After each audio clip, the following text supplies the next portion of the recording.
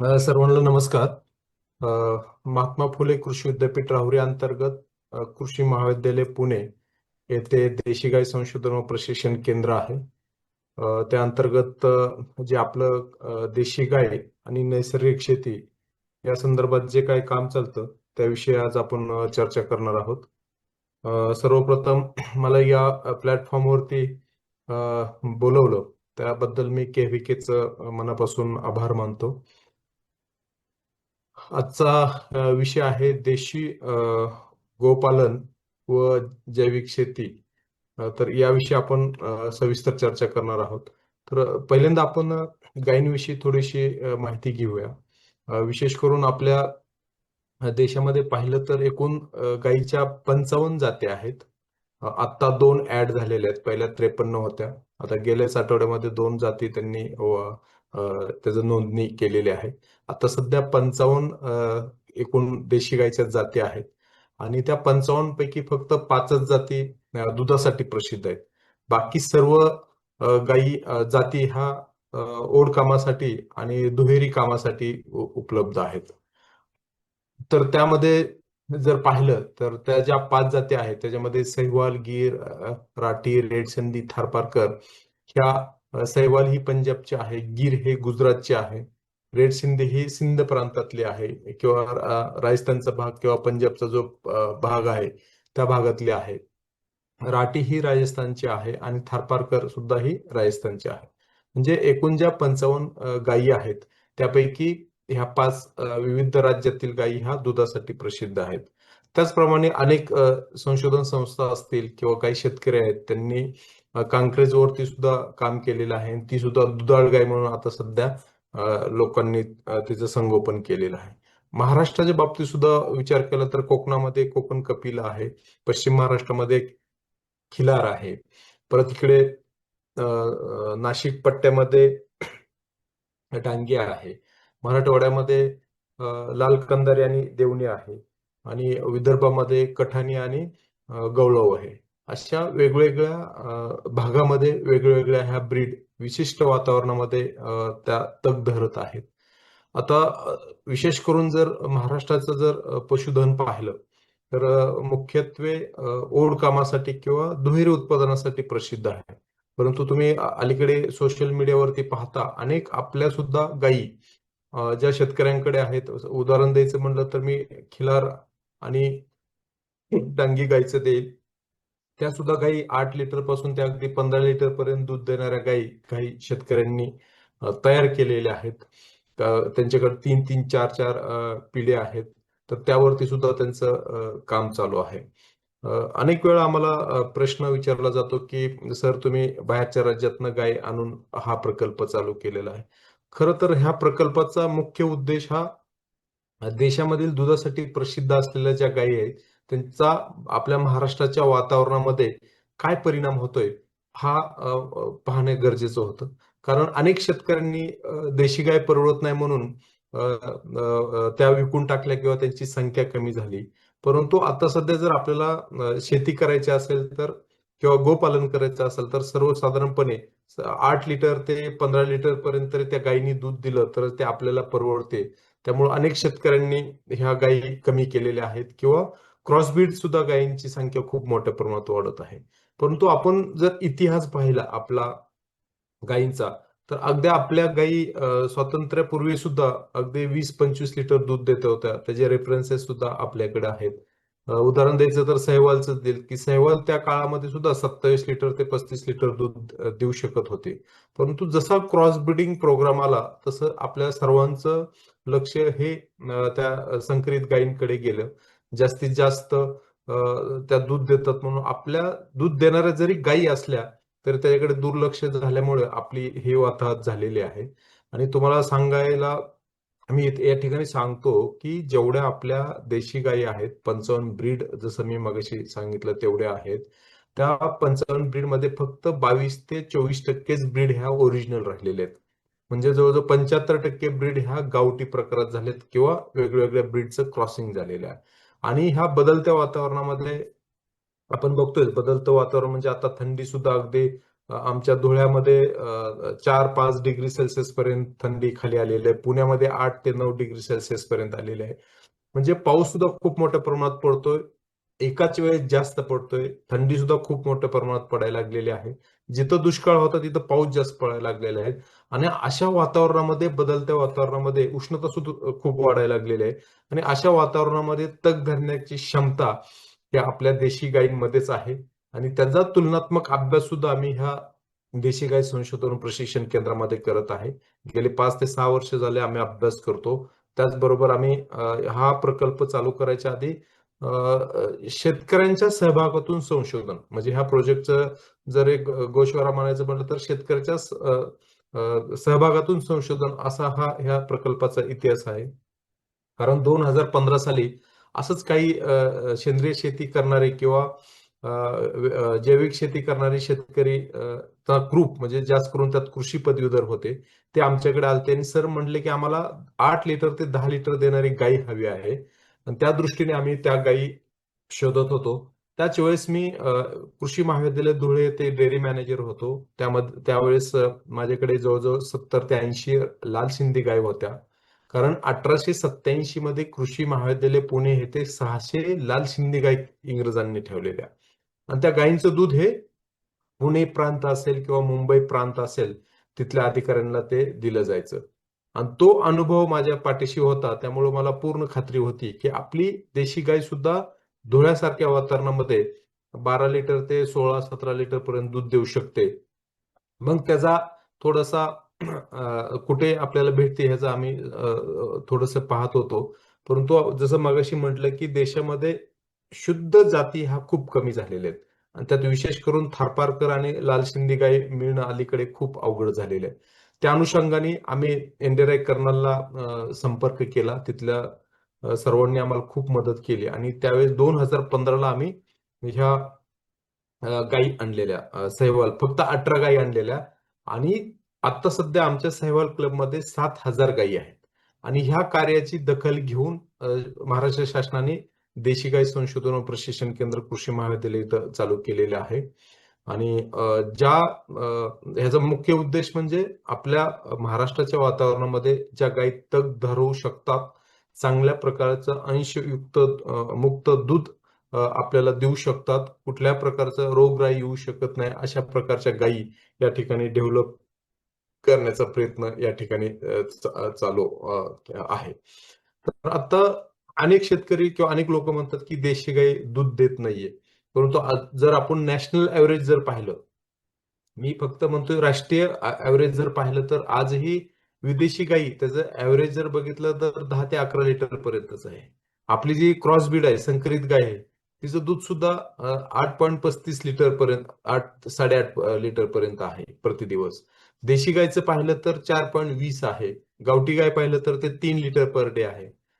तर एकंदरीत पाहिलं तर हे आजही आपण गेली जवळजवळ 40 ते 50 वर्ष आपण संकरित गायीवरती काम करतोय. परंतु संकरित गायीचं जे ऍव्हरेज आहे ते 10 लिटर प्रति दिवस, म्हणजे एका वेतामध्ये 3,000 लिटर दूध आपण उत्पादित करू शकलो नाही. नक्कीच काही गोटे असे आहेत की ते अगदी 5,000 लिटर, 7,000 लिटर प्रति वेत, परंतु त्यांची संख्या खूप कमी आहे. कारण ह्या संकरित गायींना जे वातावरण लागत आहे किंवा चाऱ्याचं नियोजन आहे, पशुखाद्याचं नियोजन आहे, ते योग्य प्रकारे आपल्याकडून होत नाहीये. कारण आपला मुख्य व्यवसाय हा शेती आहे आणि शेतीपूरक व्यवसाय म्हणून हा दुग्ध व्यवसाय केला जातो. आपल्या शेतामध्ये जे काही चारा असेल, गवत असेल किंवा ऊसाचं वाडा असेल किंवा एकच प्रकारचा चारा असेल, हे ह्या जनावरांना दिलं जातं. आणि त्यातून आपल्या शेतीबरोबर आपल्याला एक आपल्या घरचं दुधाचं भागून डेअरीला काय 10-15 लिटर दूध घालता येईल का, अशा अनुषंगाने हा दुग्ध व्यवसाय केला जातो. त्यामुळे जरी त्या गायीची कॅपॅसिटी 20 लिटर 25 लिटर देण्याची असली तरी आपल्या ह्या नियोजनामुळे आपण तिथपर्यंत आपली दुधाची उत्पादकता वाढू शकलो नाही. परंतु आजही आम्ही पाहतो, आता माझ्याकडे सहवाल, गीर, राठी, थारपारकर, रेड सिंधी ह्या 5 ब्रीड आहेत. मी देशातील वेगवेगळ्या ठिकाणचे जे संशोधन केंद्र आहे किंवा त्या पर्टिक्युलर त्या जागेवरती जाऊन त्या शेतकऱ्यांकडून ह्या गायी घेतलेल्या आहेत. आजही माझ्याकडे गीर गाई ही 22 लिटर दूध देते. आजही माझ्याकडे काही गाई साहिवालच्या ह्या 16 लिटर पर्यंत दूध देतात. राठी गाय मला 18 लिटर पर्यंत दूध देते. रेड सिंधी गाय ही 17-18 लिटर पर्यंत दूध देते. थारपारकर ही 12-13 लिटर पर्यंत दूध देऊ शकते. परंतु ह्यासाठी योग्य प्रकारचं गाईचं नियोजन करणं, त्याचं मॅनेजमेंट करणं हे खूप गरजेचं आहे. कारण आपण फक्त काम करतो की गायी दारात बांधणे, गायी आणणे आणि तिला बांधणे. आमच्या इकडे 99% सगळ्या गायी ह्या मुक्त संचार गोठ्यामध्ये आहेत. तिला वेगवेगळ्या प्रकारचं पशुखाद्य दिलं जातं, वेगळ्या वेगळ्या प्रकारचा चारा दिला जातो. तर ह्या सुद्धा गोष्टी आपण नियोजन करणं गरजेचं आहे. तरच ह्या सुद्धा गायी आपल्याला चांगल्या प्रकारचं दूध देऊ शकतात. म्हणून काही शेतकऱ्यांनी, आता उदाहरण द्यायचं झालं तर कोल्हापूरचे काही शेतकरी आहेत किंवा मोहोळचे काही शेतकरी आहेत. शशिकांत पुढे म्हणून एक शेतकरी आहे. त्यांची गाय 12 लिटर दूध देते. परंतु त्यांच्याकडे 3-3, 4-4 पिढ्या त्यांनी त्या गायींवरती काम केलेलं आहे. बारामतीचे गोपणे म्हणून शेतकरी आहेत. त्यांनी ही तिसरी पिढी आहे त्यांची खिलार गाय सांभाळायची. मग त्यांची 2 लिटर पासून ते अगदी 12 लिटर पर्यंत त्यांनी त्या गायीचं दूध वाढवलेलं आहे. त्यासाठी ते गायींचं नियोजन असेल किंवा विशेष करून पशुखाद्याचं किंवा चाऱ्याचं नियोजन असणे ही खूप महत्वाची गोष्ट आहे. जरी तुमच्याकडे चांगल्या गायी असली, परंतु त्याचे जेनेटिकल पोटेन्शियल असलं तरी 60% हे जी दूध उत्पादकता ही त्याच्या पशु चाऱ्यावरती किंवा तुमच्या नियोजनावरती असते. त्यासाठी ह्या गोष्टीचा विचार करणं खूप गरजेचं आहे. आणि ह्याचाच विचार करून आम्ही कृषी महाविद्यालय पुणे येथे हे देशी गाय संशोधन प्रशिक्षण केंद्र चालू केलेलं आहे. आणि त्या माध्यमातून एक शाश्वत देशी गोपालनाचं मॉडेल आम्ही या ठिकाणी तयार केलेलं आहे. म्हणजे गायींचं संवर्धन आम्ही शास्त्रीयदृष्ट्या करतो. एम्ब्रियो ट्रान्सफर असेल, त्या तंत्रज्ञानाचा वापर करत असतो. दुधाची उत्पादकता जे प्रोडक्शन कॅपॅसिटी आहे ती आम्ही वेगळ्या वेगळ्या पद्धतीनं वाढवलेली आहे. त्याच्यामध्ये चाऱ्याचं नियोजन करायचं म्हणलं तर एकदल चारा असेल, द्विदल चारा असेल, वाळलेला चारा असेल. पशुखाद्य माझ्याकडे 7 प्रकारचे पशुखाद्य आहेत. म्हणजे अगदी वासरू जन्मल्यापासून, चीक पाजण्यापासून ते अगदी ती गाई वेळेपर्यंत वेगवेगळ्या पद्धतीनं ते पशुखाद्य आम्ही चेंज करत असतो. जे वासरं आहेत त्यांचं पशुखाद्य वेगळं आहे. ज्या गाई दुधात आहेत त्यांचं पशुखाद्य वेगळं आहे. ज्या गाई गाभण आहेत त्यांचं पशुखाद्य वेगळं आहे. ज्या गाई वेळेला झालेल्या आहेत, ज्यांना 2 आठवडे, 3 आठवडे वेळ आहे, अशा गायींचं पशुखाद्य वेगळं आहे. अशा प्रकारे जर आपण नियोजन केलं तर 100% आपल्या महाराष्ट्रातल्या सुद्धा गायी खूप चांगल्या पद्धतीने दूध देऊ शकतात. एवढा आम्हाला या ठिकाणी अनुभव आलेला आहे. आणि आता सध्या जर आपण पाहिलं तर शाश्वत शेती किंवा शाश्वत देशी गोपालन म्हणतो, परंतु आपला मुख्य उद्देश हा दूधच असतो. आपल्याला दुधाशिवाय दुसरं काही दिसतच नाहीये. की ती गाय आपल्या वातावरणामध्ये तग धरू शकते. ती गाय खूप चांगल्या प्रकारचं दूध देऊ शकते, चांगल्या प्रकारचं शेण देऊ शकते, गोमूत्र देऊ शकते. ह्या 2 गोष्टीकडे, म्हणजे शेण आणि गोमूत्र, ह्या 2 गोष्टीकडे खूप मोठ्या प्रमाणात दुर्लक्ष होतं. आणि आज तुम्ही पहा, आपल्या भारतामध्ये नव्हेच तर बाहेरच्या देशामध्ये सुद्धा आपल्या देशी गायच्या किंवा आपल्या भारताच्या शेणाला मागणी खूप मोठ्या प्रमाणात वाढत आहे. तर अशा प्रकारे आपण जर शाश्वत देशी गोपालन करायचं असेल, शाश्वत शेती करायची असेल किंवा नैसर्गिक शेती करायची असेल, तर नैसर्गिक शेतीचा पाया हा आपली देशी गाय आहे. म्हणजे ते ते कशावरती अवलंबून आहे, तर त्या गायीची ह्या बदलत्या वातावरणात तग धरण्याची क्षमता, दूध चांगल्या प्रकारचं दूध देण्याची क्षमता, त्यातील जे घटक आहेत ते खूप आपल्या बाकीच्या गायींपेक्षा खूप चांगले आहेत. त्याचप्रमाणे त्याची शेण आणि गोमूत्राची गुणवत्ता हा घटक खूप महत्वाचा आहे. शेतकरी सहज म्हणून जातात की सेंद्रिय शेती करायची असेल, नैसर्गिक शेती करायची असेल तर आपली देशी गायच पाहिजे. का? तर तिच्या शेणामध्ये खूप चांगल्या पद्धतीचे जीवाणू आहेत, जे आपल्याला हवेतील नत्र, जमिनीमधील स्फुरद किंवा पालाश ह्याची उपलब्धता आपल्याला खूप चांगल्या पद्धतीने करून देऊ शकतात. किंवा त्या प्रकारचे जे हे आहेत, बॅक्टेरिया आहेत, जीवाणू आहेत, ते आपल्या देशी गायमध्ये खूप आहेत. गेले 5 वर्ष आम्ही देशी गाई, म्हैस आणि संकरित गाई यांचा तुलनात्मक अभ्यास आम्ही ह्या शेण आणि गोमूत्राचा सुद्धा करतो आणि आम्हाला खूप चांगले रिझल्ट त्यातून आलेले आहेत. तर अशा प्रकारे आपल्याला जर शाश्वत शेती किंवा शाश्वत देशी गोपालन करायचं असेल तर ह्या सगळ्या गोष्टींचा विचार करणं गरजेचं आहे. नक्कीच तुमच्याकडे गाई चांगली पाहिजे किंवा जी गायी आहे तिला योग्य प्रकारे सांभाळणं सुद्धा ही खूप महत्वाची गोष्ट आहे. तर अशा प्रकारे स्टेप बाय स्टेप आपण रासायनिक खताचा वापर कमी करत आपण सेंद्रिय शेतीकडे किंवा नैसर्गिक शेतीकडे जाऊ शकतो. तर त्याच्यामध्ये जसं शाश्वत देशी गोपालनाचे किंवा नैसर्गिक शेतीचे फायदे काय आहेत हे आपण तर सगळीकडं ऐकतच असतो. परंतु विशेष म्हणजे हे वातावरण किंवा पर्यावरणाचं सुद्धा रक्षण खूप चांगल्या पद्धतीने करतं. मित्रांनो, आता सध्या अख्ख्या जगामध्ये तापमान वाढ हा विषय खूप मोठ्या प्रमाणात चर्चेला जातो.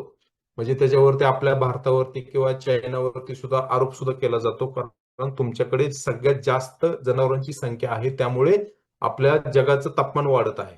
परंतु त्याच्यामध्ये थोडीशी सत्यता पण आहे.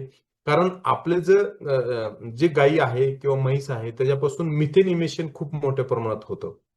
आणि त्या मिथेनमुळं हे जागतिक तापमान वाढ होते असा त्यांचा आरोप आहे. परंतु जर आपण म्हैस असेल किंवा संकरित गायी असेल, त्याचा तर तुलनात्मक अभ्यास देशी गायींबरोबर केला तर नक्कीच आपल्या गायी 30 ते 40% मिथेन इमिशन हे कमी करतात. त्यामुळं आपली गायी जी देशी गाय आहे ही पर्यावरण पूरक सुद्धा आहे. एक प्रकारे ते पर्यावरणाचं संरक्षण करते. तर अशा प्रकारे आपली संरक्षण म्हणजे आपल्या स्वतःचं गायी सुद्धा आपल्या स्वतःचं संरक्षण करते. आपल्याला चांगल्या पद्धतीचं दूध देत आहे. आपल्या निसर्गाचं संरक्षण करत आहे. सगळ्यात महत्त्वाचं म्हणजे आपली जी जमीन आहे, त्या जमिनीचं सुद्धा एक प्रकारे आरोग्य जपण्याचं काम करत आहेत. तर अशा प्रकारे आपली आपलं स्वतःच म्हणजे एक प्रकारे संरक्षण, निसर्गाचं संरक्षण, जमिनीचं संरक्षण या सर्वांचं आरोग्य जपण्याचं काम ही देशी गाय करत आहे. आणि असं आता माननीय कुलगुरू सरांनी जसं सांगितलं, की नैसर्गिक शेती असेल किंवा जैविक शेती असेल, ह्याचा पाया हा देशी गाई आहे. आणि अशा प्रकारचं संशोधन गुजरातमध्ये असेल किंवा माननीय राज्यपाल सरांनी सुद्धा खूप मोठ्या प्रमाणात त्याचे प्रयोग केलेले आहेत. आणि त्या दृष्टीने आता सध्या देशी गायी आपली शेती ती केंद्रस्थानी आहे. तर अशा प्रकारे आपल्याला देशी गोपालन करत असताना या सगळ्या गोष्टींचा विचार करणं गरजेचं आहे. आणि त्याच अनुषंगाने आता हे आपण देशी गाय गोपालनाचं आदर्श मॉडेल तयार केलेलं आहे. त्या संशोधन केंद्रामध्ये फक्त देशी गायीवरती काम न करता त्यामध्ये ऍग्रीकल्चर इंजिनिअरिंग असेल किंवा कृषी विद्या असेल किंवा हॉर्टिकल्चर असेल, सॉइल सायन्स असेल, अशा अनेक डिपार्टमेंटला इंटिग्रेट करून आम्ही इथं संशोधन तिथं चालू केलेलं आहे. ह्या 5 मुख्य गायी आहेत आणि शेतकऱ्यांच्या डिमांड प्रमाणे आम्ही खिलार आणि डांगी सुद्धा ह्या गायींवरती सुद्धा दुधासाठी खिलार आणि डांगी ह्या कार्यक्रमावरती सुद्धा आता आम्ही काम करत आहोत. त्या शेतकऱ्यांना आम्ही सगळं एकत्र केलेले आहेत. आम्ही प्रत्येक ब्रीडचे क्लब सुद्धा केलेले आहेत. माझ्याकडे सहिवाल क्लब आहे, गीरचा क्लब आहे, थारपारकर क्लब आहे, राठीचे क्लब आहे किंवा पुंगनूरचा क्लब आहे. आणि त्याचप्रमाणे आता आम्ही खिलार आणि डांगीचा सुद्धा ग्रुप तयार केलेला आहे. तर ह्या प्रकल्पातील ह्या वेगवेगळ्या गायी आहेत. देशातील पहिलं काऊ टुरिझम सेंटर सुद्धा आम्ही या ठिकाणी केलेलं आहे. कारण शहरातल्या लोकांना आपल्या ज्या ब्रीड आहेत, देशातल्या जेवढ्या ब्रीड ह्या ठिकाणी दाखवणे, विशेष करून शाळेतल्या मुलांना दाखवणे, ह्या देशी गायींचा प्रचार प्रसार लहान मुलांमध्ये होणं सुद्धा खूप गरजेचं आहे. त्यामुळे विशेष करून आम्ही पुण्यातल्या शाळांवरती भर देतो. कारण मुलं जसं लहान मुलं जशी मागणी करतील तसं आई वडील त्याचे लाड पुरवत असतात. त्याप्रमाणे ही कन्सेप्ट डोक्यात घेऊन आम्ही ही काऊ टुरिझम गो पर्यटन केंद्र देशातील पहिलं ह्या पुणे कॉलेजमध्ये या देशी गाय संशोधन केंद्रावरती आपण चालू केलेलं आहे. तर ही ब्रीडची माहिती मी थोडक्यात घेतो. देशातील दुधासाठी प्रसिद्ध असलेली ही सगळ्यात प्रसिद्ध सहिवाल जात आहे. जसं मगाशी सांगितलं की माझ्याकडे ही गायी 16 ते 18 लिटर पर्यंत दूध देतात. जवळजवळ सहिवाल क्लबच्या माध्यमातून महाराष्ट्रामध्ये माझ्याकडे आता 7,000 गायी आहेत. म्हणजे मगाशी जसं सांगितलं की शेतकऱ्यांच्या सहभागातून संशोधन ही संकल्पना आम्ही ह्या देशी गाय संशोधन प्रशिक्षण केंद्राच्या माध्यमातून मांडलेली आहे. कारण जोपर्यंत शेतकरी ह्या संशोधनामध्ये इन्व्हॉल्व्ह होत नाही, सहभाग नोंदवत नाही, तोपर्यंत हे आपलं म्हणजे समाधान सुद्धा होत नाही. कारण शेतकऱ्यांकडून आपल्याला काय रिप्लाय येतोय, हे खूप संशोधनाच्या दृष्टीने महत्वाची गोष्ट आहे.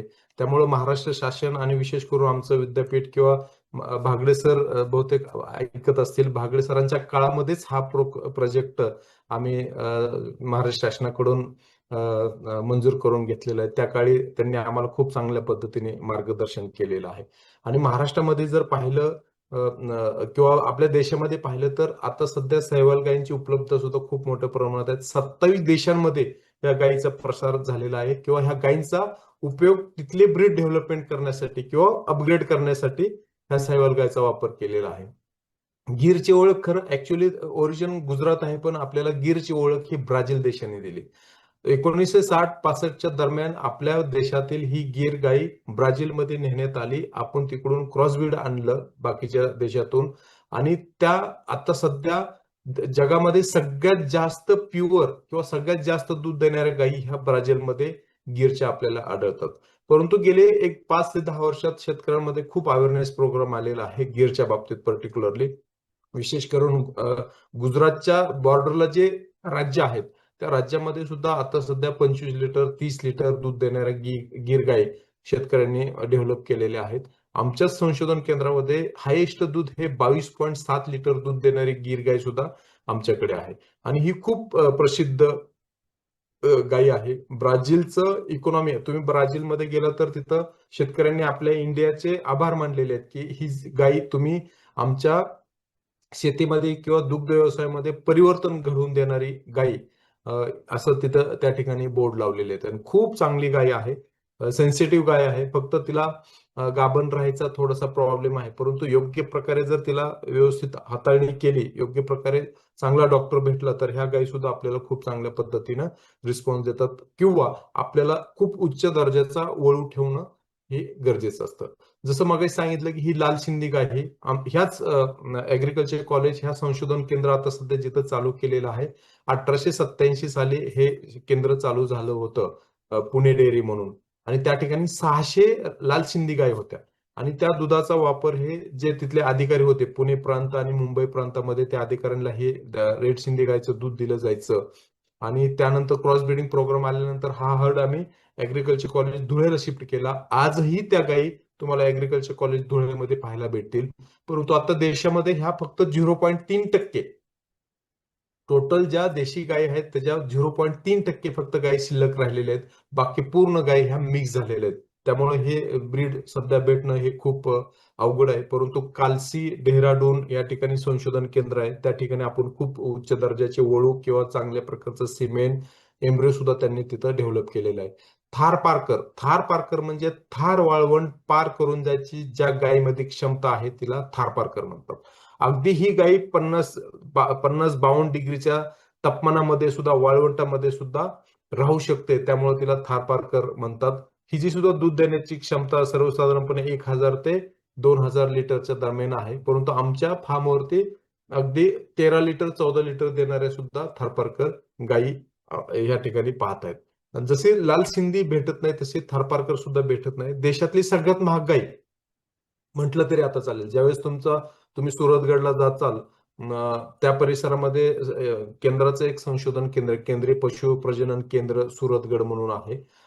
तर त्या ठिकाणी गेला तर लिलाव असतो. त्यातल्या ज्या बऱ्यापैकी चांगली गाई नाही बऱ्यापैकी चांगल्या असलेल्या गायींची किंमत 11 लाख 12 लाख रुपयापर्यंत जाते. का तर त्या गायी एक सडाने खराब झालेल्या असतात, 2 सडांनी खराब झालेल्या असतात, परंतु त्यांची जी प्युरिटी आहे ती खूप छान असते. म्हणजे एम्ब्रियो ट्रान्सफर तंत्रज्ञानाच्या माध्यमातून त्या गायीपासून अंडी मिळत होतात आणि चांगल्या प्रकारच्या गाय डेव्हलप करण्यासाठी काही ब्रीडर किंवा काही संस्था ह्या गायी घेत असतात.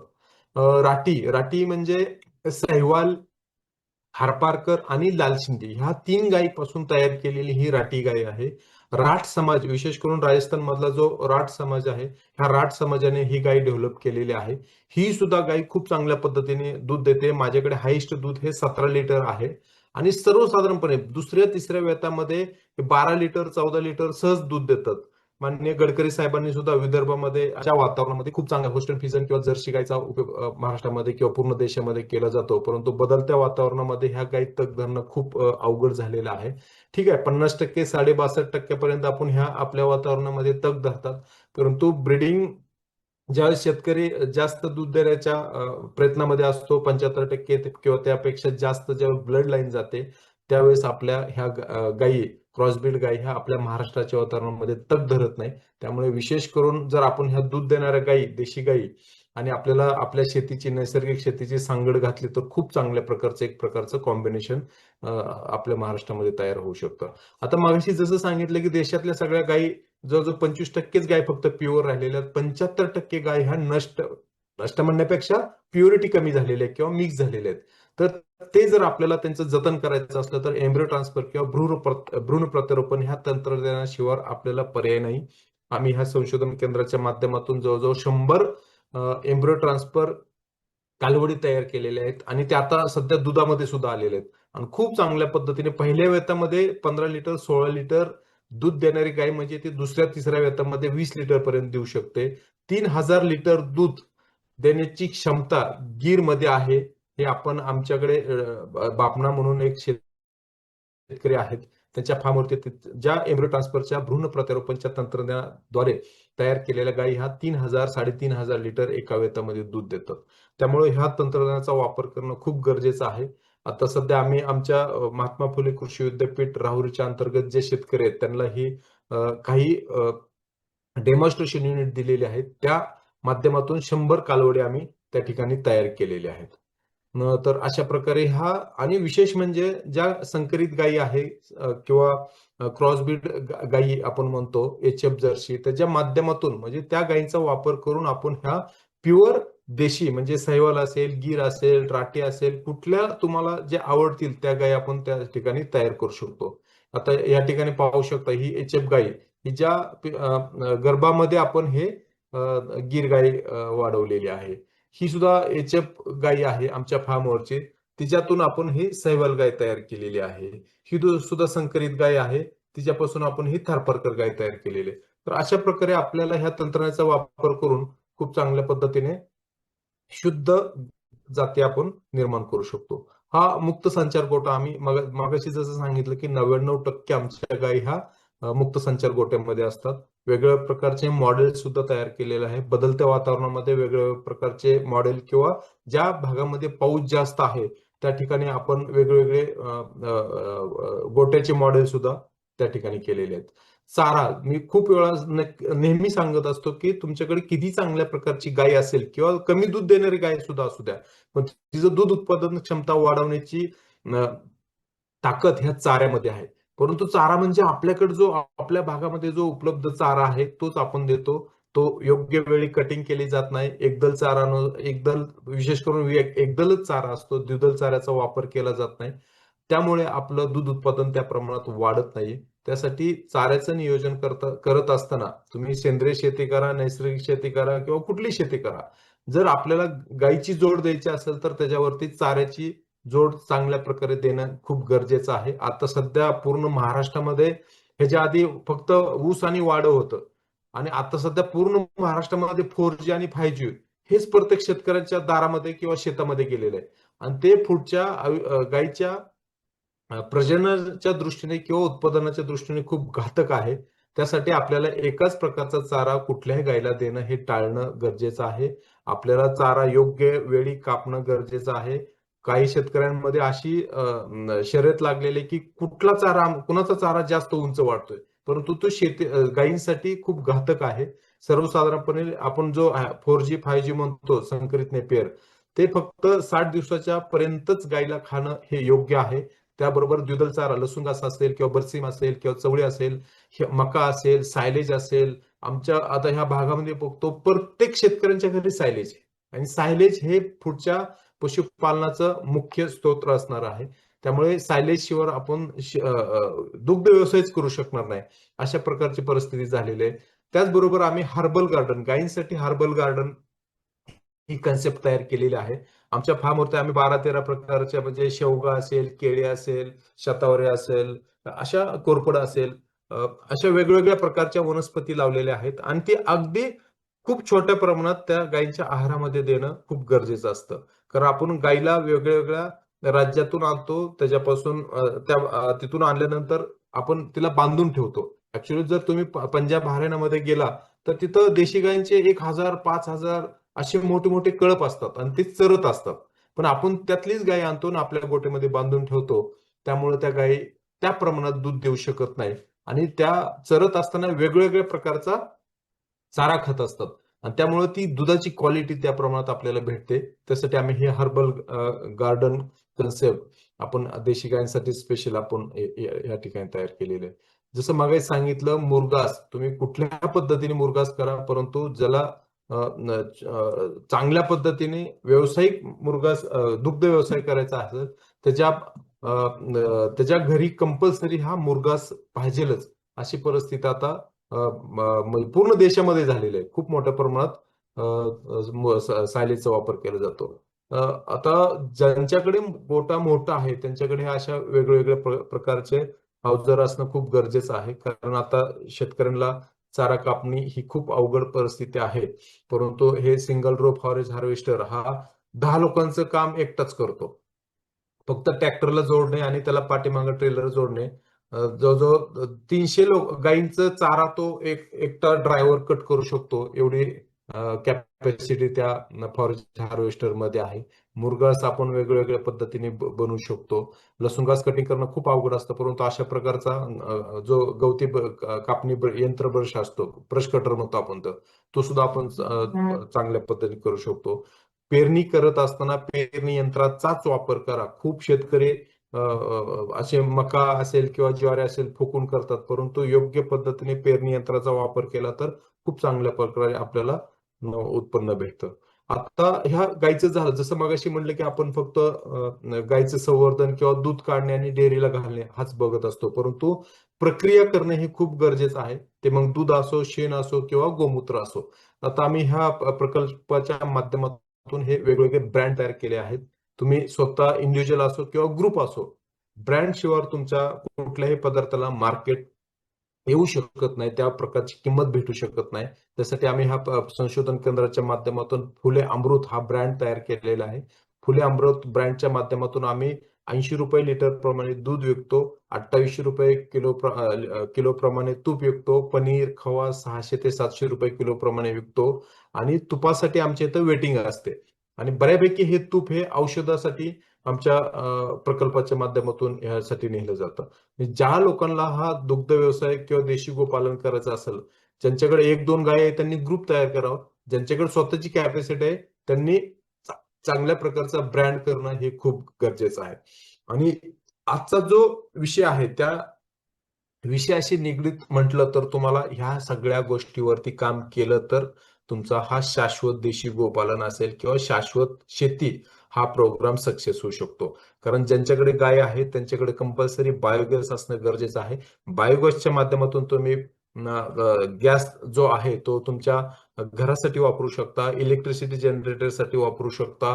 आता सध्या कॉम्प्रेसर निघलेले आहेत, कॉम्प्रेसरच्या माध्यमातून आपण हा गॅस प्युरिफाय करून सिलेंडरमध्ये भरला जातो आणि आपला एलपीजी जसा चालतो त्या पद्धतीने आपण घरामध्ये हा बायोगॅस वापरला जातो. कुठल्याही प्रकारचा त्या बायोगॅसला वास येत नाही. आमच्या इथं जो प्रोसेसिंग आहे, म्हणजे आमच्या दररोज 400 ते 500 लिटर दूध मिळतं, त्याचं प्रोसेसिंग सुद्धा आम्ही ह्या बायोगॅस वरती करतो. खवा बनवणे असेल किंवा दूध तापवणे असेल, पनीर असेल, ह्या सगळ्या गोष्टी आम्ही ह्या बायोगॅस वरती करू शकतो. कुठल्याही प्रकारचा वास येत नाही. घरी सुद्धा तुम्ही बायोगॅस तुमच्या घरासाठी वापरू शकता. सगळ्यात महत्वाचं म्हणजे नैसर्गिक शेतीला जी शेण लागतं, गोमूत्र लागतं, ही जी डायजेस्टर मधनं जी स्लरी बाहेर निघते, ती स्लरी ही मिथेन फ्री असते. म्हणजे त्याच्यामध्ये मिथेन नसतो. तो मिथेन आपण एनर्जीसाठी वापरला जातो. त्यातून ही स्लरी असते ती खूप जमिनीच्या सुधारणेसाठी महत्वाची असते. त्यासाठी ही स्लरी तयार करणे, आमच्या इथं आम्ही ह्या स्लरीमधनं पाणी सुद्धा सेपरेट केलेलं आहे आणि सॉलिड ते शेणाचं पीठ सुद्धा तयार केलेलं आहे. पाण्यापासून आम्ही लिक्विड फर्टिलायझर तयार करतो. त्यात चांगल्या प्रकारचे जे ऑर्गॅनिझम आहेत, जीवाणू आहेत, ते त्यामध्ये टाकलेले जातात आणि जी पावडर निघते त्यापासून आम्ही हे शेणाची गोळी तयार करतो. त्याला आपण प्रोम म्हणतो. Phosphorus rich organic manure. अशा प्रकारचे ही सिस्टीम तयार करणं गरजेचं आहे. ज्यांना शक्य नाही त्यांनी बायोगॅस तर कंपल्सरी करावा. त्यातून जी स्लरी निघते त्या स्लरी पासून चांगल्या प्रकारचं वर्मी कंपोस्ट तुम्ही तयार करू शकता, चांगल्या प्रकारचं प्रोम तयार करू शकता. विविध प्रकारचे जे नैसर्गिक शेतीला हे लागतात, बायो इनपुट्स लागतात, ते सगळ्या प्रकारे आपण या ठिकाणी तयार करू शकतो. आता आम्ही गेले 4 वर्ष झालं वेगवेगळ्या ब्रीड मध्ये काम करतो. म्हणजे माझ्याकडे 13 प्रकारच्या ब्रीड आहेत. जसं मगाशी मी सर्व दाखवलं त्या सर्व, आणि त्याचा कंपॅरिझन आम्ही होस्टेन गाई किंवा संकरित ज्या विदेशी गायी आहेत त्यांच्या शेणाबरोबर आणि गोमूत्रामध्ये करत असतो. खूप चांगल्या पद्धतीने आपल्याला हे जे जीवाणूंची जी संख्या पाहिली तर आपल्या सर्वसाधारणपणे 80 ते 90 हा जो काउंट असला अब्ज प्रतिग्राम शेणामध्ये काउंट जर आपल्याला विदेशी संकरित गायमध्ये जर आढळून आला तर तोच काउंट आपल्या देशी गायमध्ये 300 ते 400 अब्ज प्रति ग्रॅम शेणामध्ये आढळून येतो. त्यामुळे आपण जे म्हणतो की देशी गायमध्ये 33 कोटी देव आहेत. म्हणजे देव म्हणजे हेच आपले हे जीवाणू, जे आपल्या आरोग्यासाठी, जमिनीच्या आरोग्यासाठी, निसर्गाच्या आरोग्यासाठी हे खूप महत्वाचं काम करतात. त्यासाठी आपण त्या गायला गोमाता मानतो. तर ती खरंच गाय गोमाता आहे, कारण ती चांगल्या प्रकारचं दूध देते, चांगल्या प्रकारचं शेण देते. शेणामध्ये खूप चांगल्या प्रकारचे जीवाणू आपल्या फायद्याचे असतात. त्यामुळं आम्ही ह्याच्यावरती खूप मोठ्या प्रमाणात आता सध्या संशोधन चालू आहे. आणि जसं माननीय पंतप्रधान असतील, राज्यपाल असतील, मुख्यमंत्री असतील किंवा आता कुलगुरू साहेबांनी सुद्धा सांगितलं की देशी गाय ही नैसर्गिक शेतीचा पाया आहे. त्याचं कारणच हे गुपित हे आपल्या शेण आणि गोमूत्रामध्ये लपलेलं आहे. तर अशा प्रकारे आम्ही वेगवेगळ्या गायींचं कंपॅरेटिव्ह स्टडी शेणामधला करत असतो. आमच्या इकडे लॅब आहे. तर प्रत्येक ब्रीडचं आम्ही हे शेण आणि गोमूत्र ह्याचा तुलनात्मक अभ्यास आता सध्या या ठिकाणी चालू केलेला आहे. हे बाकीचे शेण आणि गोमूत्र आधारित हे वेगवेगळे उत्पादन आहेत. हे स्फुरदयुक्त सेंद्रिय खत हे नैसर्गिक शेतीला खूप चांगल्या पद्धतीने आपल्याला स्तोत्र आहे. ज्यावेळेस स्लरी बाहेर पडते त्यातून ही मशीन आहे. हे सॉलिड लिक्विड सेपरेटर ह्या मशीनच्या द्वारे करतो. हे शेणापासून आम्ही लाकूड सुद्धा तयार करतो. बाकीच्या हा गोशाळेसाठी आम्ही गणपती मूर्त्या असतील, गोमय पंत्या असतील किंवा मोबाईल स्टँड, कुंडे असतील, अशा प्रकारचे वेगवेगळे प्रोडक्ट सुद्धा आम्ही तयार करत नाही, परंतु त्यांचं डेमॉन्स्ट्रेशन किंवा ट्रेनिंग आम्ही गोशाळेला देतो. आम्ही या ठिकाणी बायोमिक्स सुद्धा तयार केलेलं, वर्मी कंपोस्ट तयार केलेलं आहे. अशा प्रकारे हे वेगवेगळे पदार्थ आम्ही ह्या ठिकाणी तयार करत असतो. आता नैसर्गिक शेतीसाठी उपयुक्त असलेले शेण आणि गोमूत्र आधारित वेगवेगळे उत्पादन आपण काय काय करू शकतो हे ही थोडक्यात माहिती दिलेली आहे. घन जीवामृत असेल किंवा दशपर्णी अर्क असेल, पंचगव्य आहे, ताकाचा खूप चांगल्या पद्धतीने वापर होऊ शकतो, किंवा बीजामृत आहे, निमास्त्र आहे, अग्नास्त्र आहे, ब्रह्मास्त्र आहे, अमृतजल आहे. अशा देशी गाय आधारित जे शेण आणि गोमूत्र आहे त्यासाठी हे खूप महत्वाचे घटक आहे. विशेष करून सगळ्याच बऱ्यापैकी लोकांना घनजीवामृत किंवा जीवामृत आपण कसं तयार करतो ह्याची माहिती सगळ्यांना आहे. त्यामुळे ह्याच्यामध्ये जास्त मी वेळ घेत नाही. परंतु आपल्याला जर नैसर्गिक शेती करायची असेल, नैसर्गिक दृष्ट्या आपल्याला जर जमिनीची सुधारणा करायची असेल, नैसर्गिक दृष्ट्या आपल्याला किडी व आळ्यांचं नियंत्रण करायचं असेल, तर आपल्याला गो आधारित जे विविध प्रकारचे औषधं बनवू शकतो, खतं बनवू शकतो आणि त्याचा आपण वापर सेंद्रिय शेतीमध्ये करू शकतो. तर अशा प्रकारे आमच्या फार्मवरती सुद्धा हे bio input resource unit, BRC unit, आपण बीआरसी सेंटर जे म्हणतो आपण, ते आम्ही ह्या ठिकाणी तयार केलेले आहे. तिथे आम्ही प्रोम तयार करतो. आम्ही जीवामृत तयार करण्यासाठी ही छोटीशी मशीन आम्ही घेतलेली आहे. त्याला फिल्टर सुद्धा जोडलेला आहे.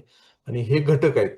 म्हणजे आम्ही बायोमिक्स तयार करताना हे शेण, गोमूत्र, गिरणीतील पीठ असेल किंवा गूळ असेल, काळी माती असेल, आणि त्याच्याबरोबर हे आमच्या विद्यापीठाने विकसित केलेले जे जैविक घटक आहेत, ॲझोस्पिरिलम असेल, ॲझोटोबॅक्टर असेल किंवा पीएसबी असेल, फॉस्फरस विरघळणारे जीवाणू, पालस वहन करणारे जीवाणू, ट्रायकोडर्मा, मेटारायझियम, अशा वेगवेगळ्या पिकानुसार आम्ही हे कॉम्बिनेशन त्या ठिकाणी बनवतो. किंवा आमच्या इथं जे संशोधन, काही शेतकरी आमच्याकडे ऑर्डर देऊन हे बनवून सुद्धा घेतात, जीवामृत वगैरे. शहरामध्ये सुद्धा अशा 5 लिटरच्या कॅनने आम्ही जीवामृत या ठिकाणी विकत असतो. तर अशा प्रकारचं हे युनिट आम्ही ह्या देशी गाय संशोधन प्रशिक्षण केंद्राच्या फार्मवरती केलेलं आहे. आपण जर कुणाला पाहायचं असेल तर आपण कधी पण या ठिकाणी येऊ शकता. आणि जसं मगाशी सांगितलं की देशी गाई संशोधन प्रशिक्षण केंद्र आणि त्याबरोबर ॲग्रोनॉमी असेल, हॉर्टिकल्चर असेल, वेगवेगळे जे डिपार्टमेंट आहे, अगदी ॲग्रिकल्चर इंजिनिअरिंग, ह्या सर्व लोकांना एकत्र घेऊन आम्ही विविध पिकांवरती याचा परिणाम काय होतो हे सुद्धा आम्ही या ठिकाणी संशोधन करत असतो. थोडक्यात मी थोडीशी प्रकल्पाविषयी माहिती देतो. देशातील पहिला हा काऊ टुरिझम प्रोजेक्ट गो पर्यटन केंद्र आहे. विशेष करून मुलं खूप येतात. शहरातले जे वयस्कर लोक बहुतेक बहुताल म्हणून एक संस्था आहे, जे शहरातले जे वयस्कर लोक असतील किंवा कंपनीमधले काही लोक असतील त्यांना येऊन हे अशा प्रकारचे जे संशोधन पुण्याच्या आसपास चालतं, अशा संस्था सुद्धा आमच्याकडे येतात. विशेष करून आम्ही भर हा लहान मुलांवरती दिलेला आहे. लहान मुलांचं मन परिवर्तन करणं खूप सोपं असतं, परंतु बाकीच्या लोकांपेक्षा. त्यामुळे आम्ही लहान मुलांना या ठिकाणी विशेष प्राधान्य देऊन इथं व्हिजिट करण्यास सांगत असतो. गायी हाताळणी म्हणजे काही लोकांना गायीचा सहवास हा खूप असतो. खूप लोक आमच्याकडे इथे येऊन गायीचं शेण काढणे, गोमूत्र काढणे अशी लोक कामं या ठिकाणी करत असतात. आमचा मुख्य उद्देश हा गायींचा म्हणजे गायींचं संवर्धन करणे, त्याचबरोबर चांगल्या विषमुक्त आरोग्यदायी दूध उत्पादन घेणे, बदलत्या हवामान प्रतिकार करण्यासारखी आपली ब्रीड एक डेव्हलप करणे, नैसर्गिक व सेंद्रिय शेतीला प्रोत्साहन करणे. म्हणजे ह्या प्रत्येक कंपोनंट म्हणजे तणावमुक्त जीवन सुद्धा तुम्ही गुगलवरती सर्च करा, काऊ कम्युनिकेशन किंवा काऊ कम्युनिकेशन, हा सब काऊ काऊ कडलिंग हा शब्द गुगलवरती सर्च करा. त्याच्यामध्ये तुम्हाला गायी आपला शरीरातला ताण कशा प्रकारे कमी करू शकते, तर अशा प्रकारचं हे टार्गेट आम्ही ठेवून हा प्रकल्प चालू केलेला आहे. आणि आमचं टॅगलाईन आहे संस्कृती, अध्यात्म आणि शास्त्र. जोपर्यंत आपण संस्कृती आणि अध्यात्म एकत्र योग्य प्रकारे करत नाही, तोपर्यंत लोक शास्त्राकडे सुद्धा वळत नाही. आणि हे संस्कृती आणि अध्यात्म ह्याचं सिद्ध करायचं असेल तर त्याला शास्त्राची जोड देणं खूप गरजेचं आहे. आणि ज्या लोकांना संस्कृती पाहिजे ती सुद्धा आमच्या प्रकल्पामध्ये पाहायला भेटेल, ज्याला अध्यात्म पाहिजे ते सुद्धा पाहायला भेटेल, आणि शास्त्र तर आम्ही पूर्ण डेमॉन्स्ट्रेशनच केलेलं आहे. तर अशा वेगवेगळ्या सहभाग होतो. अनेक संस्था आमच्याशी कोलॅबरेट झालेल्या आहेत, त्या माध्यमातून आम्ही काम करत असतो. हे आम्ही काही डेअरीचे ऍप तयार केलेलं आहे. सविस्तर सगळी माहिती सांगत नाही, फक्त तुम्ही एकच लिहून घ्या, फुले डेअरी. फुले डेअरी म्हणून एक ऍप तयार केलेला आहे. त्याच्यामध्ये तुम्हाला दुग्ध व्यवसायाची पूर्ण माहिती त्या ठिकाणी तुम्ही डाउनलोड करू शकता. कुठलीही अगदी गायी निवडण्यापासून ते बँकेबल प्रोजेक्ट तयार करेपर्यंत तुम्ही ह्या ऍपचा वापर करू शकता. नाव आहे फुले डेअरी. आणि दुसरं एक आहे फुले अमृतकाळ. म्हणजे तुमच्या भागामध्ये हे बदलत्या वातावरणामध्ये जर तापमान जास्त वाढत असेल, गायींवरती ताण येत असेल, तर ते तुमच्या मोबाईलवरती अलर्ट पाठवतं की तुमच्या भागामध्ये टेम्परेचर ह्युमिडिटी इंडेक्स हा जास्त होणार आहे. त्याप्रमाणे तुम्हाला ते सल्ला देत असतं. तर हे 2 ऍप तुम्ही डाउनलोड करा. त्याचा तुम्हाला नक्कीच फायदा होईल. ह्या स्क्रीनचा तुम्ही फोटो सुद्धा काढून घेऊ शकता, स्क्रीनशॉट. त्याच्यातून आम्ही सगळी माहिती वेबसाईटवरती असेल किंवा फेसबुकच्या माध्यमातून, युट्यूबच्या माध्यमातून आपण ही सगळी माहिती शेतकऱ्यांना उपलब्ध करून देत असतो. धन्यवाद. कोणाचे प्रश्न असले तर आपण घेऊ, कारण मला कल्पना आहे की बाकीचे शेतकरी सुद्धा मार्गदर्शन करणार आहे. फक्त एक जाताना एक उदाहरण देतो. आमचे काही शेतकरी आहेत की जसं मागाशी म्हणलं की शशिकांत पुढे म्हणून शेण बाबुळगाव मोहोळ, जिल्हा सोलापूर येथील आहेत. ह्या शेतकऱ्यांनी आपली खिलार गायीचं संवर्धन केलेलं आहे. ह्या शेतकऱ्यांची गाय जी आहे ते 10 ते 12 लिटर दूध देते. आणि विशेष म्हणजे सोलापूर जिल्ह्यामध्ये कोकण उभा करण्याचा प्रयत्न त्यांनी त्या ठिकाणी केलेला आहे. म्हणजे त्यांच्या शेतामध्ये पाहिलं तर आंबा आहे, काजू आहे, चिक्कू, जांभूळ, करवंद, काळी मिरी, जायफळ, दालचिनी, पॅशन फ्रूट असेल किंवा फणस, सुपारी, नीलफणस, अशा वेगवेगळ्या प्रकारच्या वनस्पती त्यांनी शेतात लावलेल्या आहेत. अनेक शेतकरी त्या ठिकाणी भेट देतात आणि हे सगळं त्यांनी नैसर्गिक शेती किंवा जैविक शेतीच्या आधारे सगळं हे त्यांनी तिथं उभा केलेलं आहे. तर अशा प्रकारे मी माझं या ठिकाणी संभाषण थांबवतो. कुणाचे काय प्रश्न असले तर आपण घेऊया.